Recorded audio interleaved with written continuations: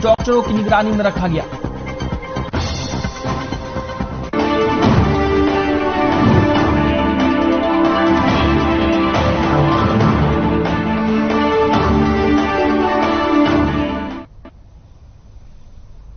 नमस्कार, स्वागत है आपका खास खबर में और मैं हूं आपके साथ दुर्गेश पांडे। खास खबर में आज हम बात करेंगे समालखा में राष्ट्रीय स्वयंसेवक संघ की बैठक को लेकर। पानीपत के समालखा के पट्टी कल्याणा में राष्ट्रीय स्वयंसेवक संघ के सेवा साधना केंद्र में राष्ट्रीय स्वयंसेवक संघ की अखिल भारतीय प्रतिनिधि सभा की 3 दिवसीय बैठक चल रही है।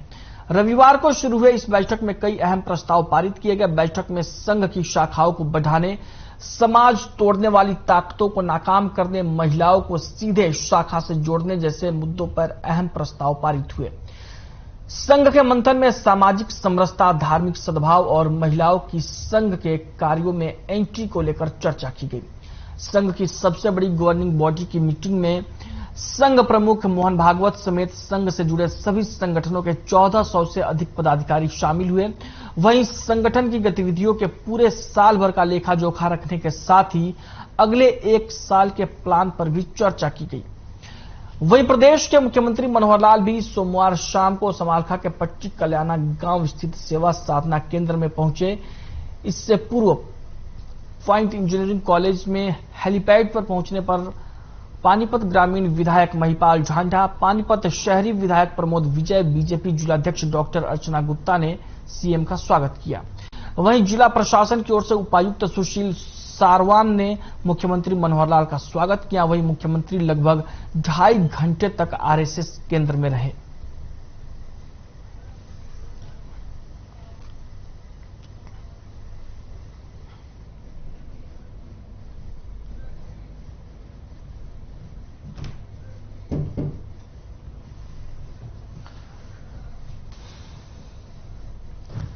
पानीपत के समालखा के पट्टी कल्याणा में राष्ट्रीय स्वयंसेवक संघ यानी आरएसएस के साधना केंद्र में संघ की अखिल भारतीय प्रतिनिधि सभा की 3 दिवसीय बैठक चल रही है, जिसमें मुख्यमंत्री मनोहर लाल कल पहुंचे थे शाम को और इस दौरान वो करीब 2.5 घंटे तक आरएसएस के केंद्र में रहे।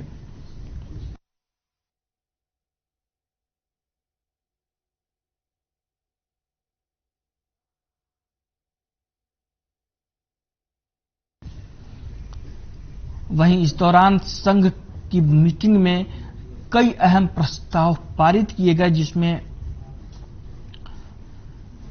संघ की शाखाओं को बढ़ाने, समाज को तोड़ने वाली ताकतों को नाकाम करने, महिलाओं को सीधे संघ की शाखा से जोड़ने जैसे अहम मुद्दों पर प्रस्ताव पारित हुए। आपको बता दें कि संघ के मंथन में सामाजिक समरसता, धार्मिक सद्भाव और महिलाओं की संघ के कार्यों में एंट्री को लेकर भी चर्चा की गई।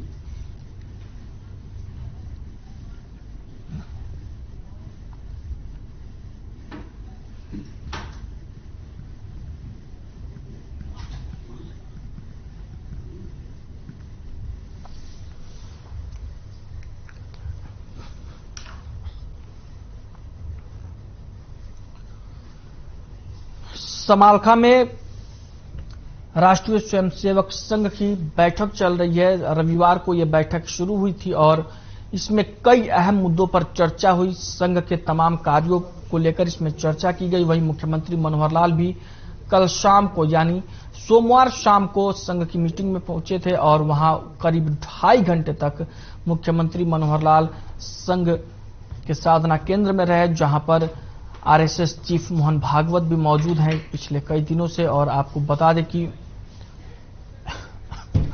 इस दौरान मुख्यमंत्री का पानीपत ग्रामीण और शहरी विधायक ने हेलीपैड पर स्वागत किया। वहीं जिला प्रशासन की ओर से उपायुक्त सुशील सारवान ने मुख्यमंत्री की अगवानी की। आरएसएस की बैठक चल रही है समालखा में पानीपत में, जहां पर सोमवार शाम को मुख्यमंत्री मनोहर लाल पहुंचे और इस दौरान मुख्यमंत्री करीब 2.5 घंटे तक आरएसएस केंद्र में रहे और कई अहम मुद्दों पर इस दौरान उन्होंने विचार विमर्श किया।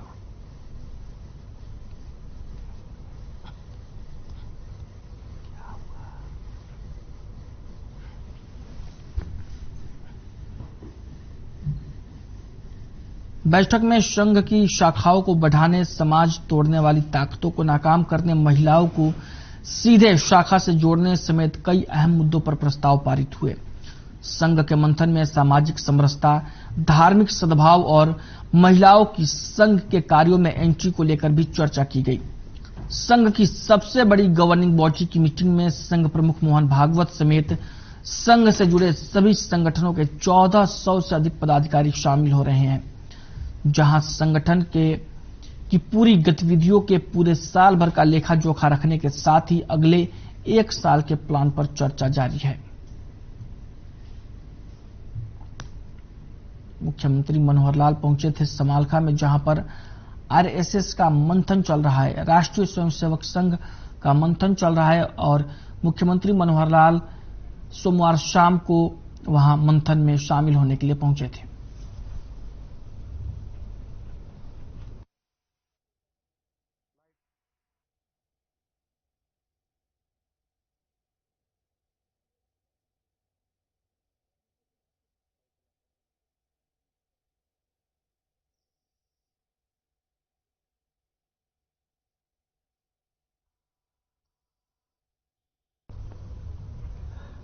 तो खास खबर में आज हमारे साथ इसी खबर पर चर्चा के लिए मेहमानों का पैनल जुड़ा हुआ है, जिसमें प्रोफेसर वीरेंद्र सिंह है बीजेपी से, नीरज गुप्ता है कांग्रेस पार्टी से और ओंकार सिंह जी इनेलो से हमारे साथ जुड़े हुए हैं। आप सभी का बहुत बहुत स्वागत है हमारे साथ कार्यक्रम में शामिल होने के लिए। सबसे पहले मैं प्रोफेसर वीरेंद्र सिंह जी के पास ही जाना चाहूंगा। वीरेंद्र सिंह जी, संघ का मंथन हो रहा है, 2024 में इलेक्शन होने हैं और मुख्यमंत्री पहुंचते हैं संघ की मीटिंग में और करीब 2.5 घंटे तक संघ के कार्यक्रम में वो रहते हैं। क्या कुछ समझा जाए? चौहान साहब, आवाज मिल रही है आपको?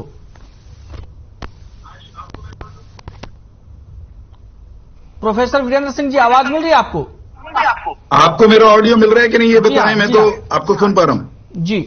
मैं सबसे पहले तो मैं आपको ये स्पष्ट करना चाहूंगा, आपको और आपके दर्शकों को, जी हाँ, कि राष्ट्रीय स्वयंसेवक संघ की अखिल भारतीय प्रतिनिधि सभा की बैठक जी या राष्ट्रीय स्वयंसेवक संघ की किसी भी राष्ट्रीय स्तर की बैठक का सीधे तौर पर किसी चुनावी कार्यक्रम या किसी चुनाव से कोई संबंध नहीं होता। राष्ट्रीय स्वयंसेवक संघ की प्रतिनिधि सभा या अन्य स्तर की जो बैठकें हैं वो निरंतर नियमित रूप से चलती हैं। उनके कार्यक्रम पहले से निर्धारित रहते हैं, साल में कितनी बार कहां बैठेंगे जी और किन किन विषयों पर चर्चा होगी बहुत पहले तय हो जाता है जी। और चुनाव प्रत्यक्षतः कभी भी राष्ट्रीय स्वयंसेवक संघ की किसी बैठक में चर्चा का विषय नहीं रहता है। इसलिए 2024 से इस बैठक को जोड़ना ये लगभग वैसी बात है कि संघ को जाने बिना आप संघ के बारे में कुछ भी कहें, कुछ भी सोचें, कुछ भी बयान करना शुरू कर दें या कोई भी विश्लेषण करना शुरू कर दें। राष्ट्रीय स्वयंसेवक संघ देश का ही नहीं दुनिया का सबसे बड़ा समाज सेवी संगठन है, जो भारत माता की जय, परम वैभवम नेतुमेतत् स्वराष्ट्रम, इस राष्ट्र को उन्नति के शिखर पर ले जाने के लिए देशवासियों को, भारतवंशियों को, अपने स्वयंसेवकों को तैयार करता है और स्वयंसेवक समाज जीवन, राष्ट्र जीवन के अलग अलग क्षेत्रों में जाकर अपनी भूमिका अदा करते हैं। राष्ट्रीय स्वयंसेवक संघ की ये बैठक महत्वपूर्ण इस मायने में जरूर आप कह सकते हैं कि हम 2023 में हैं और 2025 में दुनिया का सबसे बड़ा स्वयंसेवी संगठन राष्ट्रीय स्वयंसेवक संघ वो 100 वर्ष का हो जाएगा। तो संघ की संघ का शताब्दी वर्ष जो है वो संघ किस रूप में मना रहा है, क्या क्या कार्यक्रम उसके लिए करने हैं, उसकी व्यापक पैमाने पर योजना बीते कई वर्षों से चल रही है। समाज जीवन के कौन कौन से क्षेत्र संघ के कार्य से अछूते रह गए हैं, उनमें संघ का कैसे पहुंचे, इस पर चर्चा विमर्श बहुत व्यापक पैमाने पर चल रहा है।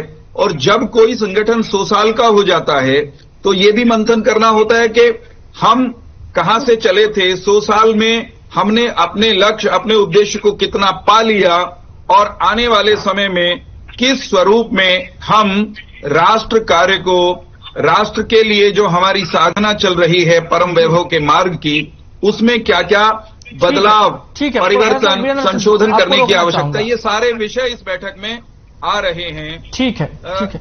नीरज गुप्ता जी हमारे साथ जुड़े हुए हैं कांग्रेस पार्टी से। नीरज जी, आप कैसे देखते हैं इसको? जी का बात का स्वागत करता हूँ, तो कोई बात का स्वागत करता हूँ कि आरएसएस की कोई भूमिका नहीं होती, लेकिन आरएसएस की भूमिका पर्दे के पीछे व्यापक स्तर पे होती है चुनाव के लिए जी। और दूसरी बात ये, हम यहाँ 2024 के चुनाव के लिए प्रेरित कर बैठे हैं ताकि आरएसएस की उपलब्धियों के लिए। मेरे साथी भाई का कहना यह है कि वो 100 साल पुराना संगठन है, उससे पुरानी पार्टी तो हमारी 134 साल पुरानी पार्टी कांग्रेस संगठन है। कांग्रेस एक विचारधारा है,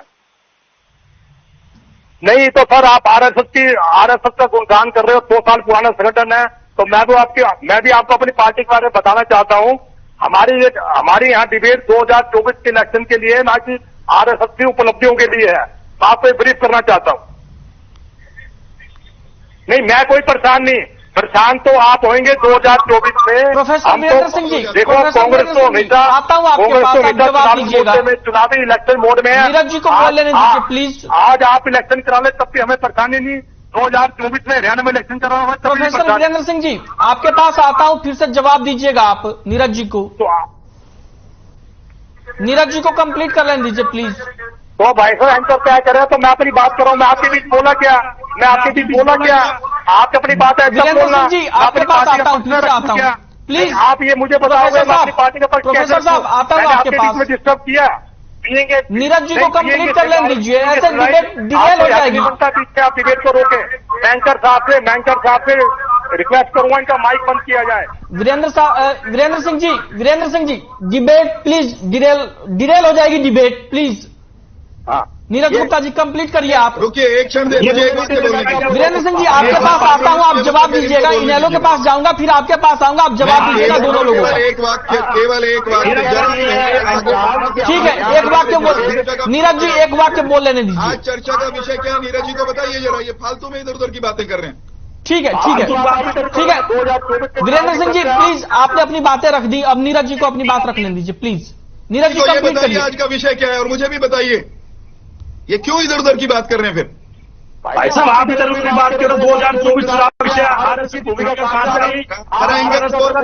नीरज जी, एंकर नीरज जी प्लीज कहने दीजिए विषय क्या आज का। विषय बताइए जरा एंकर महोदय। एंकर साहब बोलते हैं विषय क्या है? विषय क्लियर है, सबको पता है, आप अपनी बात रखें नीरज जी। अरे विषय कांग्रेस पार्टी की पूरी चुनावी तैयारी है।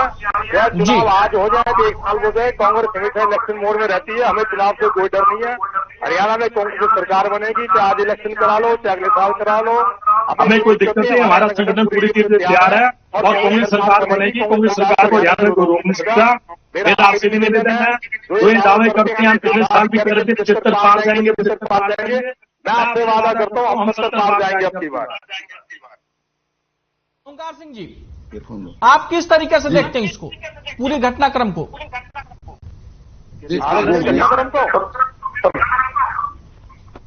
दुर्गेश जी, प्रत्येक राजनीतिक पार्टी और उसके संबंधित संगठनों का ये कर्तव्य भी है, ड्यूटी भी है और कार्य भी यही है कि किसी तरीके चुनाव से पार पाया जाए। अब बीजेपी और आरएसएस क्या कर रहे हैं, हमें इससे कोई ताल्लुकात नहीं है जी, ना हम रखना चाहते हैं। हाँ, प्रत्येक पार्टी में चिंतन मंथन होता है, लेकिन वो चिंतन मंथन होना चाहिए जनता की सेवा करने के लिए। जनता की सुविधाओं को कैसे बनाया जाए, कैसे उनकी सुविधाओं को कायम रखा जाए, ना कि सत्ता प्राप्ति के लिए, जो कि कुछ संगठन करते हैं। और एक बात बड़ी अजीब सी लगती है, जब भी कोई बहस होती है, प्रोफेसर वीरेंद्र चौहान मेरे छोटे भाई की तरह हैं, ये एकदम से लड़ने की बात करते हैं और पता नहीं क्या घर से लड़के आते हैं कि यहाँ पे लड़ना शुरू कर देते हैं। यहाँ पे डिबेट कीजिए, अच्छी तरह से पॉजिटिव डिबेट कीजिए, जनता देख रही है। आरएसएस का कौन है क्या है, हमें इससे कोई मतलब नहीं है। हमें मतलब है कि हम एक राष्ट्रवादी हैं। सिर्फ एक राष्ट्रवादी होने का और भारत का नारा लगाने का, जय माता दी का कहने का, ये सिर्फ राष्ट्रवादी संगठन आरएसएस का कोई मतलब नहीं है। हम भी राष्ट्रवादी हैं, कौन हमें कह रहा है हम राष्ट्रीय विरोधी हैं? हम भी चाहते हैं कि भारत बिल्कुल बुलंदियों के ऊपर पहुंचे और उसमें हम क्या सहयोग कर सकते हैं, हम भी दिन रात यही सोचते हैं। लेकिन जहां तक 2024 की बात है, 2024 के लिए प्रत्येक पार्टी अपने संगठन को, अपने मातहत संगठन को मजबूत करना चाहती है, उसकी मीटिंग होती है। चिंतन मंथन आवश्यक है। लोकतंत्र में चिंतन मंथन के माध्यम से ही जनता की सेवा हो सकती है, लेकिन वो चिंतन मंथन जनता की सेवा के लिए होना चाहिए और उस मंथन से अमृत निकलना चाहिए जो जनता के काम आए। लेकिन मैंने आमतौर पर देखा जब भी इनका चिंतन मंथन होता है अमृत नहीं निकलता, विष निकलता है। उसमें कोई नई एक पॉलिसी ऐसी ले आती है जो जनता को एक बार फिर सड़कों पर आने के लिए मजबूर कर देती है। आज सरपंच देख लीजिए कहां है सड़कों पर, और ये पंचायत और सरपंचों को अलग कर रही है सरकार। ये सरकार ऐसी सरकार है जो टोटल और टोटल राजनीति करती है, प्रत्येक वर्ग को परेशानी पहुंचाती है, प्रत्येक वर्ग की फिजिकल टेस्ट ले रही है।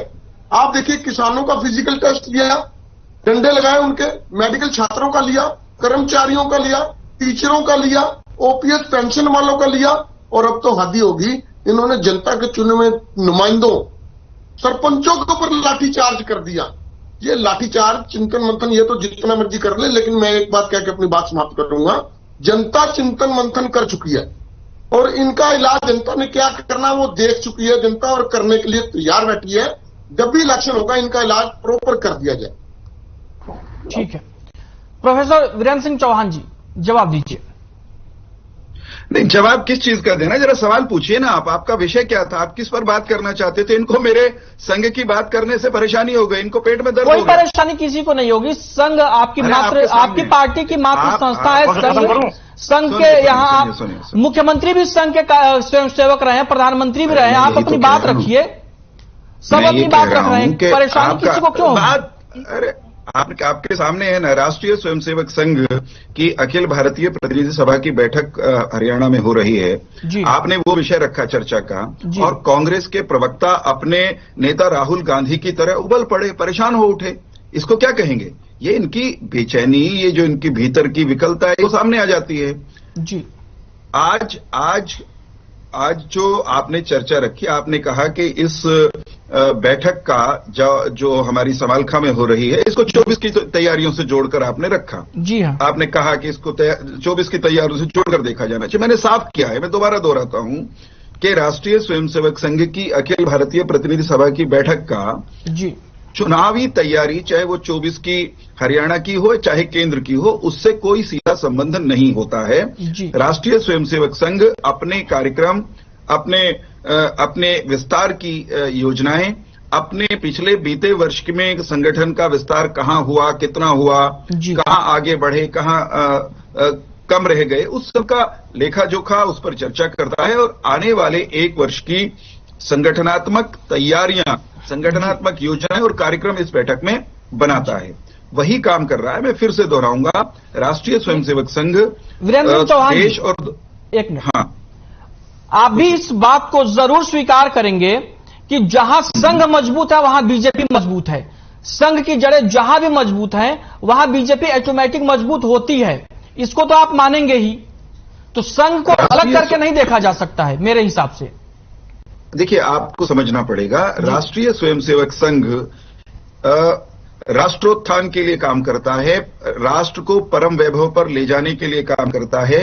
इस काम में बहुत सारे आयाम हैं। इस काम में शिक्षा भी एक क्षेत्र है, इस काम में स्वास्थ्य भी एक क्षेत्र है, इस काम में सेवा भी एक क्षेत्र है, इस काम में श्रमिकों का क्षेत्र भी है, इस काम में विद्यार्थियों का क्षेत्र भी है। तो राष्ट्रीय स्वयंसेवक संघ के दर्जनों जो संगठन हैं वो समाज जीवन के अलग अलग क्षेत्रों में काम करते हैं। जी हाँ। भारतीय जनता पार्टी एक स्वायत्त स्वतंत्र राजनीतिक संगठन है जिसमें बड़ी संख्या में राष्ट्रीय स्वयंसेवक संघ के स्वयंसेवक काम करते हैं। जैसे आपने कहा, संयोग से ये हमारा और भारत का सौभाग्य है कि इस समय के भारत के प्रधानमंत्री वो राष्ट्रीय स्वयंसेवक संघ के स्वयंसेवक हैं, प्रचारक रहे हैं। इस समय हरियाणा के मुख्यमंत्री मनोहर जी वो संघ के स्वयंसेवक थे नहीं, हैं और प्रचारक रहे हैं। राष्ट्रपति से लेकर के उपराष्ट्रपति और केंद्र की सरकार में अनेक लोग ऐसे हैं जिनका सीधा संबंध राष्ट्रीय स्वयंसेवक संघ से है।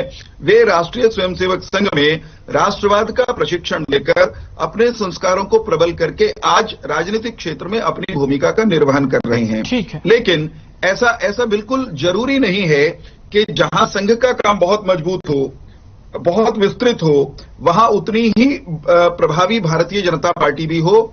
क्योंकि भारतीय जनता पार्टी का अपना एक स्वतंत्र संगठन है, संगठनात्मक ढांचा है, अपने कार्यक्रम हैं और वो सीधे तौर पर राष्ट्रीय स्वयंसेवक संघ द्वारा न तो नियंत्रित होते हैं न निर्देशित होते हैं। ठीक है। संघ के जो स्वयंसेवक, सुनिएगा जरा, संघ के जो स्वयंसेवक भारतीय जनता पार्टी में काम करते हैं वे संघ के अपने वरिष्ठ अधिकारियों से अपने कार्य के लिए मार्गदर्शन ले सकते हैं। दूसरे बात तो पूरी होने देंगे कि नहीं? पड़ेगा।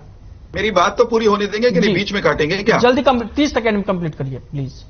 राष्ट्रीय स्वयंसेवक संघ के जो स्वयंसेवक भारतीय जनता पार्टी या समाज जीवन के किसी भी अन्य क्षेत्र में काम करते हैं वे मार्गदर्शन के लिए, सलाह मशविरा लेने के लिए राष्ट्रीय स्वयंसेवक संघ में अपने वरिष्ठ अधिकारी, हमने आरएसएस की उपलब्धियां नहीं सुनी।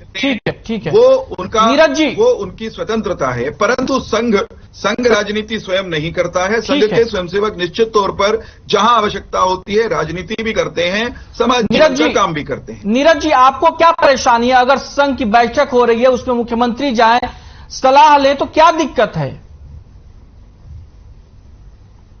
नीरज गुप्ता जी, आवाज मिल रही है आपको? लेकिन क्यों नहीं मानते? ये आरएसएस और बीजेपी के पूरक हैं। आरएसएस के बिना बीजेपी कुछ नहीं है। आज जो बीजेपी सत्ता में है वो आरएसएस की देन है। इस बात को सच करे ना ये कि आरएसएस की कोई भूमिका नहीं होती। प्रोफेसर साहब ने तो कह ही दिया कि मुख्यमंत्री स्वयंसेवक है, प्रधानमंत्री स्वयंसेवक है, स्वीकार कर ही रहे हैं, इसमें दिक्कत क्या है? तो मैं स्वीकार कर रहा हूं। आपने स्टार्टिंग में ध्यान दिया, इन्होंने सीधा बोला कि आरएसएस की चुनाव में कोई भूमिका नहीं है, उनकी मीटिंग होते रहती है। हम किस विश्वास से मना कर रहे हैं? ये खुलेआम स्वीकार करें ना, आरएसएस एक संगठन में चुनाव है, उसकी पूरी भूमिका रहती है बीजेपी के चुनाव में और पूरा उसका इंटरफेयर रहता है। हम कब मना कर रहे हैं इनकी बात को? ये इनका इंटरनल मैटर है। आप 2024 की चुनाव की तैयारी कीजिए, कुछ भी कीजिए, आरएसएस को ले आए, उससे हमें क्या फर्क पड़ता है? कोई फर्क नहीं पड़ता, जनता उसको कोई फर्क नहीं पड़ता। आरएसएस की भूमिका जो रहती है, संदिग्ध भूमिका रहती है, ये हमेशा हिंदू मुस्लिम की भूमिका रहते हैं और इसके अलावा कुछ नहीं करते। आज इनके 9 साल का शासन देखिए आप, इनके शासन की क्या भूमिका रही है? पक्ष को परेशान करना, हिंदू मुस्लिम करना या गांधी परिवार या कांग्रेस की बुराई करना, बजाय अपने काम करने पे दूसरे पे कीचड़ उछालना इनका दिन रात का काम है। डे नाइट गांधी परिवारों को कोसना या कांग्रेस को कोसना, जवाहरलाल नेहरू ने ये किया, उन्होंने ये किया। हमेशा अतीत की बातों पर ध्यान देते हैं, जो बीत चुका उस पर ध्यान देते हैं, आगे कोई बात नहीं करते। ठीक है। ओंकार सिंह जी, आपका क्या टेक है? देखिए दुर्गेश जी, आरएसएस सामाजिक संगठन है, राजनीतिक संगठन, हमें इससे क्या लेना? जो मर्जी करें, हमें तो जनता के बीच में जाना है और जनता को समझाना कि ये आरएसएस क्या कर रही है और बीजेपी क्या कर रही है। अगर आरएसएस सामाजिक संगठन है, मेरे को पूछना नहीं चाहिए, लेकिन यहाँ पूछे बिना रहा भी नहीं जा रहा। अगर सामाजिक संगठन है तो कोरोना काल में कहीं आरएसएस का बोर्ड नजर आया कि आरएसएस जनता की सेवा कर रही है? ये जनता को बुलावा देने का एकमात्र संगठन है। हमारे को इस संगठन से कोई लेना देना नहीं। हम अपनी पार्टी की चिंता करते हैं, इंडियन नेशनल लोकदल की, और इंडियन नेशनल लोकदल पद परिवर्तन यात्रा जो उसने शुरू कर रखी है, आज 17वें दिन में प्रवेश कर चुकी है। तकरीबन 300-325 किलोमीटर हम चल चुके हैं, जनता के बीच में जा रहे हैं, इनको नंगा करने की कोशिश कर रहे हैं, कर कह रहे हैं, प्रत्येक वर्ग के ऊपर प्रयोग कर रहे हैं, हर एक वर्ग को दुखी कर रखा है। कोई भी व्यक्ति आज समाज में सुखी नहीं है। पीपीपी बना के 10 लाख लोगों की पेंशन काट दी, 10 लाख लोगों के पीले कार्ड काट दिए, 5 लाख लोगों की पेंशन काट दी। ये जनता पर प्रयोग करने वाली पार्टी है और आरएसएस क्या कर रही है, क्या बैठक हो रही है, हमारा इससे कोई मतलब नहीं। जब हम उसके जवाब दे देते प्रोफेसर साहब, हमारे को उससे क्या लेना देना, कौन आरएसएस हम नहीं जानते। देखिए, एक तो जो राष्ट्रीय स्वयंसेवक संघ पर ये आरोप लगा रहे हैं ओंकार सिंह जी कि कोरोना काल में राष्ट्रीय स्वयंसेवक संघ कहीं नहीं दिखा, उनको न तो अपनी पार्टी के आकार का पता है, न अपनी पार्टी के राष्ट्रीय स्वयंसेवक संघ के सामने क्या छात्र का एहसास। सुन लो जरा, उत्तर सुनो। अब आपने कहा कि कहीं दिखा नहीं, अपनी बात कर रहा हूं मैं, आपने मेरी बात की इसलिए उत्तर सुनना पड़ेगा। जितने आपकी पार्टी की औकात, हैसियत संगठनात्मक है ना ओंकार सिंह जी, राष्ट्रीय की बात ना करो,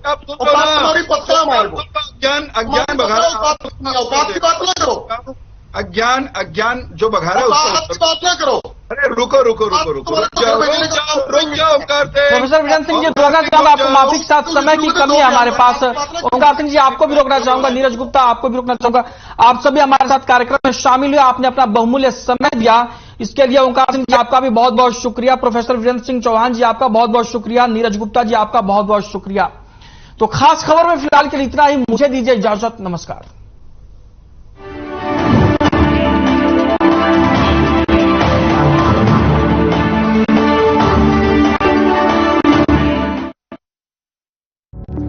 Through constant innovation